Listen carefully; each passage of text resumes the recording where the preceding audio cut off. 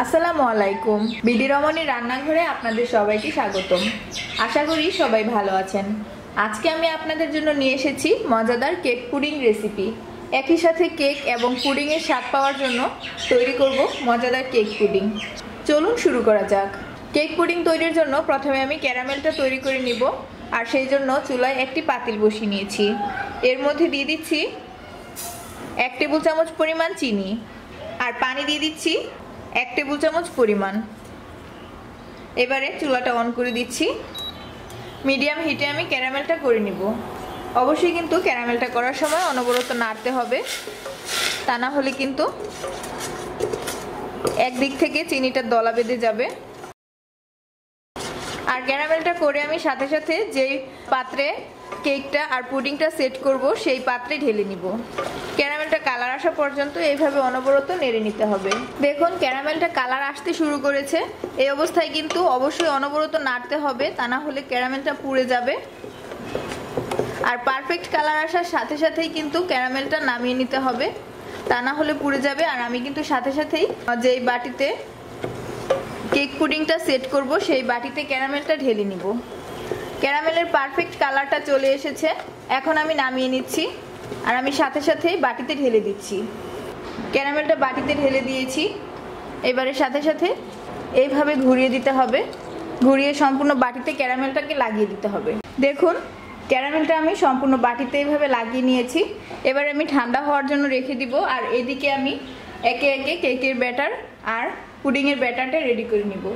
প্রথমে আমি পুডিংয়ের ব্যাটার করব। চলুন দেখে নিই। পুডিংয়ের ব্যাটার রেডি করে নেওয়ার জন্য আমি এখানে প্রথমে একটি মিক্সিং বোল নিয়েছি।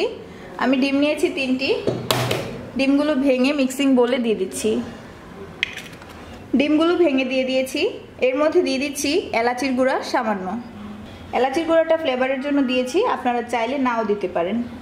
1 চিমটি পরিমাণ লবণ দিয়ে দিচ্ছি। এবারে দিয়ে দিচ্ছি চিনি। আমি এখানে 1/4 কাপ পরিমাণ চিনি নিয়েছি। সম্পূর্ণ চিনিটা দিয়ে দিয়েছি। এখন খুব ভালো করে চিনি আর ডিমটাকে একসাথে ফেটে নিতে হবে। এতটাই ভালো করে ফেটতে হবে যাতে করে এর মধ্যে কোনো আস্ত দানা না থাকে, বা যে ডিমের তেলটা আছে সেই তেলটাও যেন আস্ত না থাকে। খুব ভালো করে ফেটে নিতে হবে। আমি একটু সময় নিয়ে আস্তে আস্তে ভালো করে ফেটে নিচ্ছি। দেখুন আমি ভালো করে ডিমটা ফেটে নিয়েছি, এরকম হয়েছে। এবারে এর সাথে আমি লিকুইড দুধ অ্যাড করে দিব।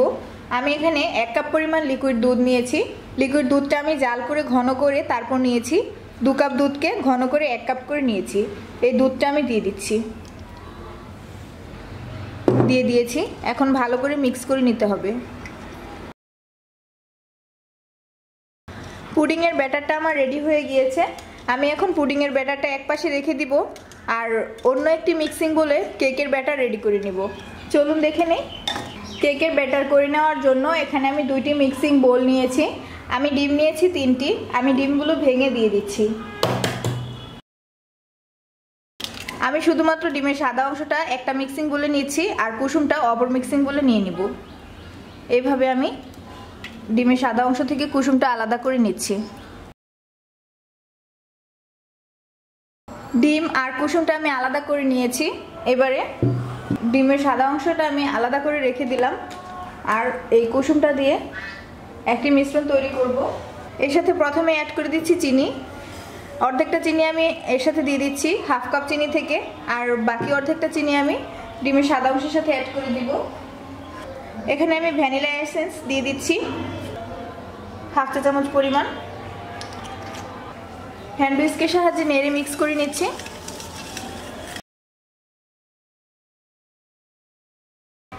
বাটার দিয়ে দিচ্ছি 2 টেবিল চামচ পরিমাণ। আপনারা চাইলে বাটারের পরিবর্তে কিন্তু সয়াবিন তেলটা দিতে পারেন।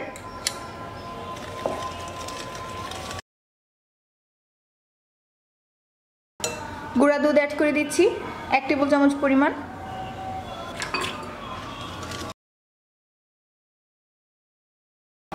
এখানে আমি ময়দা নিয়েছি 1/4 কাপ পরিমাণ। ময়দাটা অল্প অল্প করে অ্যাড করে দিচ্ছি।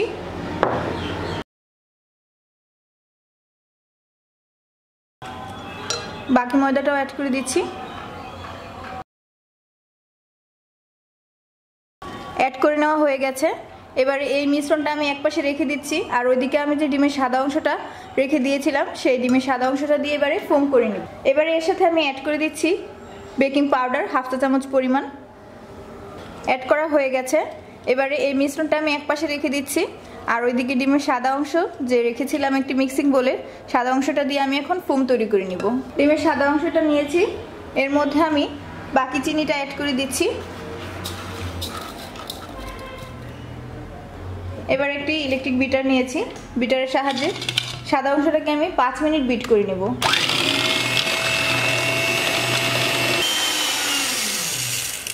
দেখুন ফোমটা হয়ে গিয়েছে, একদম পারফেক্ট ফোম তৈরি হয়েছে। এখন আমি ইলেকট্রিক বিটারটা তুলে নিচ্ছি, কেকের ব্যাটারটা রেডি করে নিব। এবারে দেখুন যে বাটিতে আমি ডিমের কুসুম দিয়ে একটি ব্যাটার তৈরি করে রেখেছিলাম, সেই বাটিতে অল্প অল্প করে ফোমটা অ্যাড করে দিব, একসাথে কিন্তু দেওয়া যাবে না। আর আলতো হাতে মিক্স করে নিতে হবে। অবশ্যই কিন্তু এই কাজটা একদম আলতো হাতে করতে হবে, তা না হলে ফোমটা ভেঙে যাবে, আর ফোমটা ভেঙে গেলে কিন্তু কেকটা একদম পারফেক্ট হবে না। দেখুন ঠিক এইভাবে আলতো হাতে মিক্স করে নিতে হবে। সবটা ফোম আমি এর সাথে এইভাবে মিক্স করে নিচ্ছি।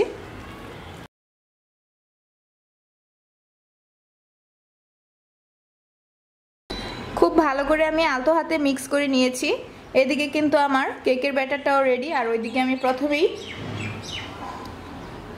পুডিংয়ের ব্যাটার রেডি করে রেখেছিলাম। এবারে তাহলে চলুন দেখে নেই কিভাবে কেক পুডিংটা সেট করে নিতে হবে। কেক পুডিং সেট করার জন্য প্রথমেই কিন্তু আমি একটি বাটিতে ক্যারামেল করে নিয়েছিলাম। এবারে এর মধ্যে আমি প্রথমেই দিয়ে দিচ্ছি আমি যে পুডিংয়ের জন্য ব্যাটার করে রেখেছি সেই পুডিংয়ের ব্যাটারটা। সবটা ব্যাটার আমি ঢেলে দিয়ে দিয়েছি। এবারে এর উপরে আমি দিয়ে দিব আমি যে কেকের ব্যাটার করে রেখেছি সেই কেকের ব্যাটার। এইভাবে ঘুরিয়ে ঘুরিয়ে দিতে হবে যাতে সব দিকটায় সমানভাবে কেকের ব্যাটারটা লেগে যায়।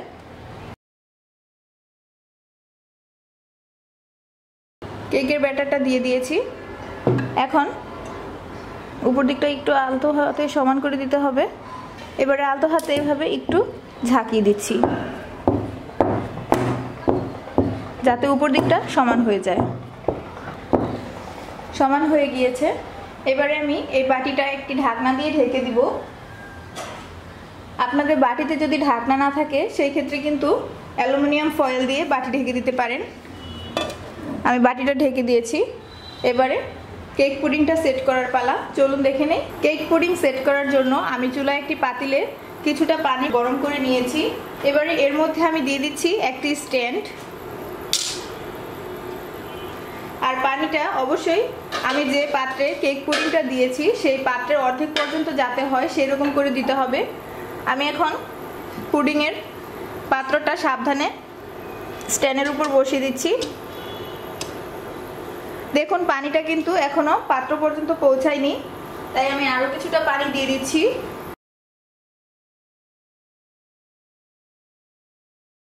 পুডিংয়ের বাটির অর্ধেক পর্যন্ত যাতে পানিটা থাকে ঠিক সেইভাবে পানিটা দিতে হবে। আমি পানিটা দিয়ে দিয়েছি। এখন ঢাকনা দিয়ে ঢেকে দিচ্ছি ঠিক 40 মিনিটের জন্য। 40 মিনিটে কিন্তু পুডিংটা সেট হয়ে যাবে। আর এই সময়ের মধ্যে ঢাকনা খোলা যাবে না। পাতিলের ঢাকনার মধ্যে যে ছিদ্রটা রয়েছে সেই ছিদ্রটা আমি এক টুকরো টিস্যু পেপার দিয়ে বন্ধ করে দিচ্ছি যাতে করে ভিতর থেকে স্টিমটা বের হয়ে না আসতে পারে। ফিরে আসছি 40 মিনিট পর। 40 মিনিট পর আমি ফিরে এসেছি। এখন আমি ঢাকনাটা তুলে নিচ্ছি। এবারে আমি যে কেক পুডিং তৈরি করেছি সেটি একটু দেখে নিচ্ছি। সাবধানে করতে হবে। আমি একটু ছুরির সাহায্যে ঢাকনাটা খুলে নিচ্ছি। আমি একটু ছুরি ভিতরে ঢুকিয়ে দেখে নিচ্ছি ভালোভাবে পুডিংটা হয়েছে কিনা। দেখুন একদম পরিষ্কার ছুরিটা ফেরত এসেছে, তার মানে কেক পুডিংটা একদম ভালোভাবে সেট হয়ে গিয়েছে। এখন আমি চুলাটা অফ করে দিচ্ছি আর ঢাকনা দিয়ে ঢেকে পুডিংয়ের পটটা আমি নর্মাল ফ্রিজে রেখে দিচ্ছি 4 ঘন্টার জন্য। 4 ঘন্টায় পুডিংটা ভালোভাবে সেট হয়ে যাবে। তারপর আমি মোল্ড আউট করে নেব। ফিরে আসছি 4 ঘন্টা পর। 4 ঘন্টা পর আমি ফ্রিজ থেকে কেক পুডিং এর বাটি নামিয়ে নিয়েছি, এখন আমি ঢাকনা তুলে নিচ্ছি। কেক পুডিংটা কিন্তু এখন পারফেক্ট ভাবে সেট হয়ে গেছে। এখন আমি মোল্ড আউট করে নিব। সেজন্য একটি ছুরি নিয়েছি। ছুরির সাহায্যে প্রথমে এই সাইডটা সাবধানে কেটে নিতে হবে। এইভাবে ঘুরিয়ে ঘুরিয়ে সব দিক থেকে কেটে নিতে হবে। কেটে নিয়েছি। এবারে আমি যে বাটিটা নিয়েছি সেই বাটিটা এর উপরে এইভাবে উপর করে দিয়ে দিতে হবে। তারপর এইভাবে উল্টে দিতে হবে। এবারে সাবধানে তুলে নিতে হবে। দেখুন পারফেক্ট কেক পুডিং তৈরি হয়ে গিয়েছে।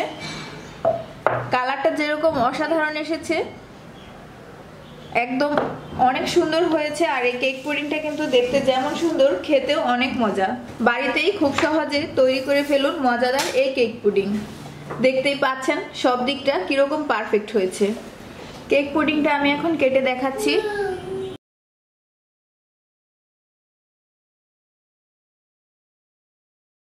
দেখুন কতটা পারফেক্ট হয়েছে।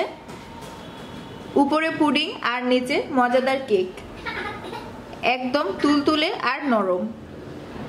আমার কেক পুডিং এর রেসিপিটি ফলো করে আপনারা যদি বাড়িতে ট্রাই করেন তাহলে কিন্তু ঠিক এরকমই পারফেক্ট হবে। দেখতে অনেক সুন্দর আর খেতে মজা। আমার আজকের রেসিপিটি ভালো লেগে থাকলে লাইক, কমেন্ট এন্ড শেয়ার করুন। আর এরকম মজাদার খাবারের আরো নতুন নতুন রেসিপি পেতে আমার চ্যানেলটি সাবস্ক্রাইব করুন। আজকের মতো এখানেই বিদায় নিচ্ছি। আগামী পর্বে দেখা হচ্ছে আরো মজাদার নতুন কোনো রেসিপি নিয়ে। সেই পর্যন্ত সবাই ভালো থাকুন, সুস্থ থাকুন। আল্লাহ হাফিজ।